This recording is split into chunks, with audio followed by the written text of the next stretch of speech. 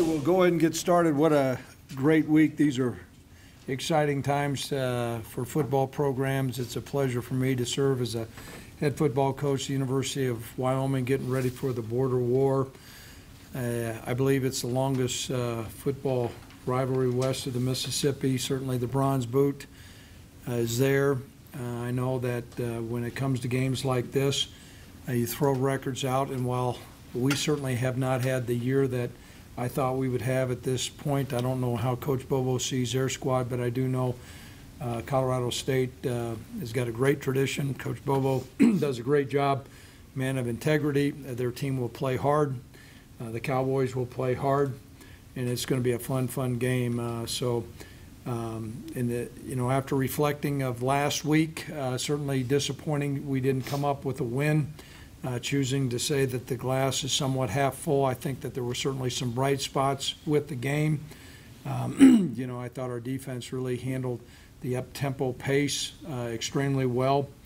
We were able to get their quarterback off rhythm. He'd been completing close to 70% of his passes, and I think he was in the 40% there. We did have the one explosive play at the beginning of the game that was a high-risk, high-reward call, and it didn't turn out our way. I thought, offensively in the second half, we did some good things. Certainly the yardage indicated that as well. We're going to move forward. We were not able to play with Alonzo Velasquez during the game. I would think that it's going to be doubtful for him the rest of the year. He's got some knee issues, and so that's disappointing for him and for us. Rudy Stouffer will continue to go in and start at his place. We'll continue to be same punter with Dante Crow, but we will use Ryan on other times as well. The status at the quarterback position, I purposely have listed that as or. That's going to be evaluated during the course of this week.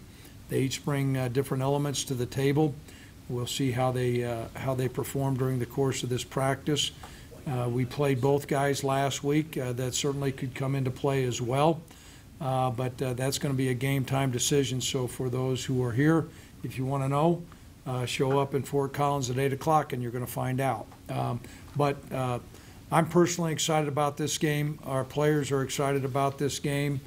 It's one of the things I've coached 36 years. These are fun things to go out and compete when you have two really classy programs. You throw out the records and you tee it up and see who's the best ball club. So at this time, questions that are out there. Yes, over here. Start to my right side. Greg, when you came here to North Dakota State 5 years ago, how long did it take you to, understand the importance of it, how much this rivalry meant to both sides? I would say after the first year. For me, as a head football coach, there were other rivalry games, traveling trophies that I'd been part of. The Nebraska-Oklahoma series, which is no longer there, was a huge series. North Dakota State, we had a series with the UND or South Dakota State. But I really wasn't, I didn't get the full gravity until that week of the game. And then also, after that, there's a real sense of pride in our state. We're a sparsely populated state that people choose to have comments about our weather and some of the other elements of our state. And so there's a great deal of pride for our state to go down and represent ourselves and the institution, and to have a traveling trophy like the Bronze Boot is great. And so it was after the first year I underestimated the importance of the game, and since that time I've personally embraced it, and it's been a great rivalry. Yes, Robert. I know, evaluate both quarterbacks for the week, but is it tricky? It's a short week, but then to get them both reps or the reps you think they need to, so you can make that evaluation. Will that be difficult this week? It is a challenge because you start looking at the number of reps. We're practicing longer today than what we normally do on Monday. CSU has an advantage. They have a day ahead of us, but we'll make that up. We typically try to get two quarterbacks ready, Robert, and so last week Sean was interjected during the course of the week, but We'll distribute our reps probably differently. Nick Smith is probably not going to get hardly any reps. So we'll have a give and take. And both of those guys bring different things to the table. Sean can throw the football, but he's got excellent running skills. Tyler's got good running skills, but he's got a good arm. And so there's different parts of the playbook that we'll look at and see what's going to put us in best position. I can tell you there will be a firm decision at game time, and then we'll see how the game goes as the game begins to unfold right here. Coach, can you talk about the dynamic that Sean brings to the quarterback position, maybe a little bit different than your kind of typical pro-style quarterback? I mean, I know you've had running guys that can run, like Josh and Carson, but can you talk about his different dynamic a little bit? Yeah, I certainly can. You know, he's a young guy that is a very competitive player. When I watched him play high school football, the game that I went to, he was diving over a pile, trying to block a punt and landed on his head. He played catcher on the baseball team. All those things are part of his DNA. I doubt that there will be a time that he will ever run out of bounds unless we're trying to conserve the clock. I doubt that there's ever going to be a time that you'll see him slide. There's good and bad with that, but I'll take the good.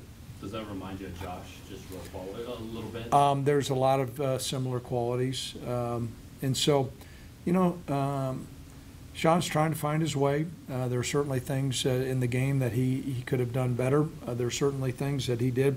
I can tell you, I didn't think the stage was too big for him. I didn't think he went out there. Now, the first series when he fumbled, it was disappointing because I had harped on that. And I said, you know, you're going to get hit at different angles harder than you ever have. And so it's kind of like one of those parental advice that sometimes, yeah, I got it, Dad, I got it, until now I understand. But I think he understands that. But it was fun to see him out there. It was fun to see Tyler out there as well. Yes? The offensive momentum between Tyler and Sean, is there hope moving forward against CSU that would make you believe that perhaps Sean would bring more of an element, granted that he would be named the starter, of course. And did you see things that you liked that Tyler did versus what Sean didn't do in the second half? Yeah, a couple things that Tyler does. First of all, and there was, and I'm surprised nobody's asked me in this why Tyler went in on the last 2 minutes. There's things that Tyler brings that Sean doesn't. I mean, his understanding of all the progressional reads, not the first, second, but the third and fourth, and changing protections and how he's scanning the field. He's just much further along. And those are things that we felt like put our football team in the best position to have a chance with a minute some left to move the ball down the field. And he had done an excellent job against Wofford. And so he still possesses those things. Sean does not have that wealth of knowledge. Sean does have maybe a little bit more of an explosive running edge. He does have a live arm. He can throw it a country mile, but his skill set as far as being a refined pro-style quarterback, you know, that's not there. Now, his competitive nature certainly is, and his other physical skills are. And those are going to be things that I'll look at, that I'll have consultation with Brent Vegan during the course of the week. You know, I'll listen to Brent, but ultimately, in the end of the day, that's going to be my decision. Yes, Robert. You know, you mentioned that decision to put Tyler in at the very end. You were very adamant that was, you know, stand by decision after looking at film and meeting with coaches and stuff. Did you still feel comfortable with that decision? And I guess how are the two quarterbacks doing just mental-wise this morning, you know, early this week as they get, you know, after that experience and then getting ready for another game? You know, I'm going to have a chance to talk when we had a short window yesterday, and I'll have a chance to talk with both of the guys before today's practice. Yeah, there is no second guessing our decision. Coach Vegan and I were in constant communication during that time. I can tell you, if I felt like we had 4 minutes left in the game, probably would have been a different call. Because of what we were doing offensively, the style that we were running. And, you know, it all came down to that. There was a decision that was made. It was the decision on the field initially was going to be a fourth down as opposed to a first down. And at that time, we had enough time. But, you know, through that next time, I just looked and said, for us to go that length of the field, that playbook is going to have to change, and we're not sure Sean's capable of that.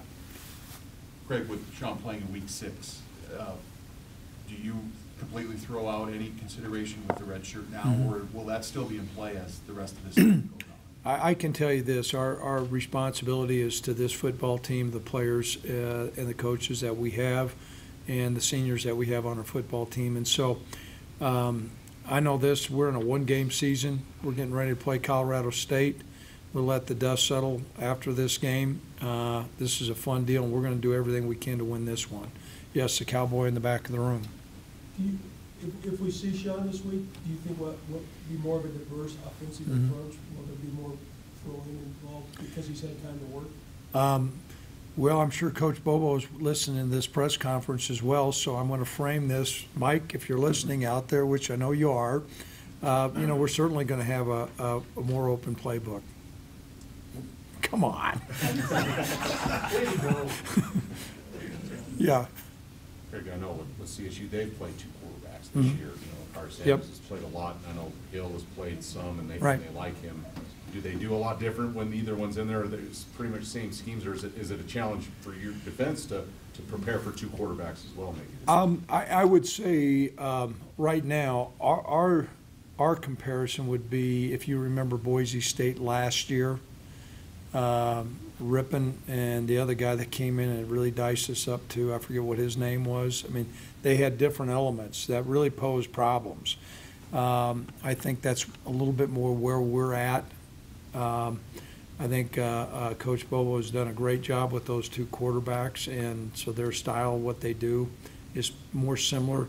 I think there's a pretty significant difference right now between Sean and Tyler, and that difference between their guys probably is not as great. Yes. You mentioned opening up the playbook, so I'm obviously not asking you to give anything away, but if you go with Sean, how do you do that? How realistic is that for a true freshman who spent most of the year on the scout team? Well, you know, he went through fall camp, so he's got the elements. We installed our whole offense during fall camp. Now, there's nuances each week that you go against a different defense, and you're going to frame things in a different way. But Sean's got a good understanding, but it's not as in-depth because of the library of experience that he has. But last week, there were elements that we felt like that would play to his strength. We were going to use those in a timely fashion. I think we did. There's certainly going to be more things that he'll do this next week. But to think that Sean's going to go out and do everything that Josh Allen did like last year, that's unrealistic. But you're certainly going to see more than what you did. If Sean's our quarterback, you're going to see much more than what we saw Saturday. Yes. I had the opportunity to watch Sean's varsity, his junior season. Did you? I did. I had a chance to watch. I went in a huddle and I did my research. Okay. He's very good on the run. Out of the pocket, he has the instinct. He has the arm, a big arm, like of a Sam Darnold-esque kind of guy. Do you see the development moving forward for him to be that big play guy, being able to put more RPO type mentality into every snap that he takes? There's some pretty insightful questions you have there. You know what we see out of both of the guys. Both of the guys have a strong arm. Football is really important to them. Each guy's got a certain amount of strengths that they have. You know, I think Tyler right now certainly is, while his numbers have not bared it out in practice, he's more of an accurate passer than Sean. There's things that Sean, I think, has maybe been able to do that both of them, I think, can throw on the run well. I think Sean's probably a little bit more capable runner. And so we'll develop those skills. But we can't be one-dimensional. You know, whoever plays our quarterback, it's not like we're not going to run Tyler, and it's not like we're not going to get into some drop-back scheme with Sean. Very soon on the depth chart, you have Zach Watts listed as starting at left guard, a true freshman. What are you thinking there? I think we got a good player. And, you know, we looked during the course of this game, and Zach is from Windsor. You know, he was an excellent high school player. He's been competitive. He'll maintain blocks. I think there's a certain progression an offensive lineman goes through that they start to learn. I can tell you this. We need more competitive football players on our football team, and we need more competitive guys on offense, period. And the numbers bear that out. And so our football team is going to become more competitive. Either some of those guys are going to change their DNA, which sometimes that's possible, sometimes it's not, or some of the other guys ain't going to be there, and we're going to get a competitive guy in there. And Zach Watts will fight you. If we want him in our foxhole, that'll be a big ball game for him, but it's at this stage it's not going to be too big for him, and we're excited about having him. So I'm going to frame it like that. If you can read between the lines there, read between the lines. I'm just not happy. I'm just telling you right now, I'm not happy with the lack of competitive nature that we have on our offense, and that's got to change, and we're changing that as I speak. C.J. Colton? Huh? C.J. Colton this week? Nope. No? Nope. Going back to you mentioned when you found the importance of the rivalry, the first week of that first game you were here, was there some moment, something happened that week that made you say, oh, this is a big deal? Yeah, when the other team ran across the field and grabbed the trophy, and we didn't have it, it sucked. Yeah. It does, and that's a big deal to have it. And it was a gut punch, and we weren't even close in the game. And so, you know, that left an indelible impression on me. This is a big deal. And when we won it a couple years ago, and I saw our players all run to our fans that were down there, and there'll be a boatload of our fans down there, that's a big deal to our fans. And, you know, so, yeah, it's a big thing. Coach, you mentioned that you didn't think that the moment was too big for Sean, a true freshman. I mean, even Tyler, a redshirt freshman, you got a lot of young guys on here. I mean, this is a game where, you know, it is a big moment. Emotion plays a big role in that. How do you control the emotion to just get them to play, I guess? Well, I think certainly some of it comes into positioning in them to where they're going to be successful. The things that we're asking them to do are within their skill set. And that's more art than science. That's kind of a gut feeling you have as a coach. You watch a guy during practice. You're composing the game plans. You know what type of a game atmosphere it's going to be. You also see the competitive nature and the competency of the player. And so that's how we fashion that. Sometimes we're off a little bit. I think more times we're right than wrong. I applaud you on the fact that you look at our chart. There's a lot of young guys. But you're not going to see me stand up here and say, oh, woe is us, and, you know, the future looks bright. We got all these. We're not spending it that way. We got the guys we got, and they're going to be in position to go down there and have the mentality to win the football game. Yep. Coach, will you talk a little bit about what you see from Colorado State's defense coming in and kind of a group that struggle from time to time, giving up a lot of points, a lot of yardage? Well, they certainly have. I think, you know, they've got a new coaching staff, and anytime you have a new coaching staff, there's going to be a learning curve that you have. They have, I know through the years, they've gone from a 3 down to a 4 down to a 3 down to, and while the average public may not think that that's that big a deal, it always amazes me and I appreciate our fans. You know, everybody's an expert on what's going on offense, and you're running up the middle or you're at this style of offense, but if you talk to them about the differences between those differences on defense, they couldn't tell you, and a lot of media people couldn't tell you.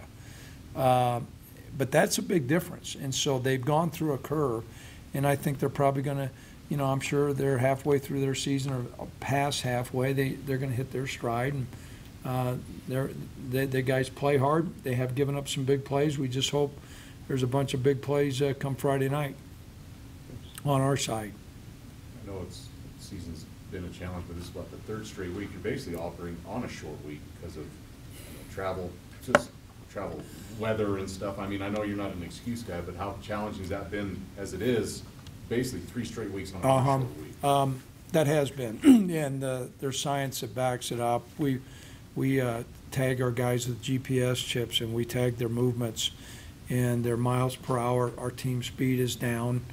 Some of our players, you just go through that. I don't care who you are. You you know, you take those trips, Kevin's over there, I mean, that had a residual effect. And as much as what we wanted to rely on enthusiasm, emotion, and adrenaline, there's a baseline for that. And so we're making accommodations for that as we fashion practice schedules. Normally, we would have practice yesterday. We chose not to practice, and that was a hard thing for me to get over, because there's a routine you have, but there's a diminishing returns that you have when you're just pounding some guys. And not only that travel schedule, but you know, I'm really proud of the fact that these guys are student athletes, and they're right in the middle of some really, really intense finals. Andrew Winger was up till 12:30 in the morning, I don't know how, or 12:30, studying. You know, he'll graduate. I see Carl Granderson and the OAS grinding away, and so between the travel and the missed class time, and then those guys and getting their sleep, that had an effect. And we got beat by a good football team. And so we're trying to schedule things right for them to get to bed a little bit early. Certainly Friday night, I would have rather played it Saturday. That's what the conference gives us. This year has been probably, I would say, is more challenging than what I can remember as a head coach. Just all the nuances of what we've done. You guys have had some softball questions. Here comes a hard one. Defensively, there was an interception. I was down at the end of the end zone, hit with the ball, of course, as Tyler just chucked it down. As far as from an opportunity standpoint, is there a 50-50 between right now, between Sean and Tyler standing under center against CSU? Well, here's what I would tell you. Game starts at 8 o'clock Friday night. Buy a ticket, you'll be there.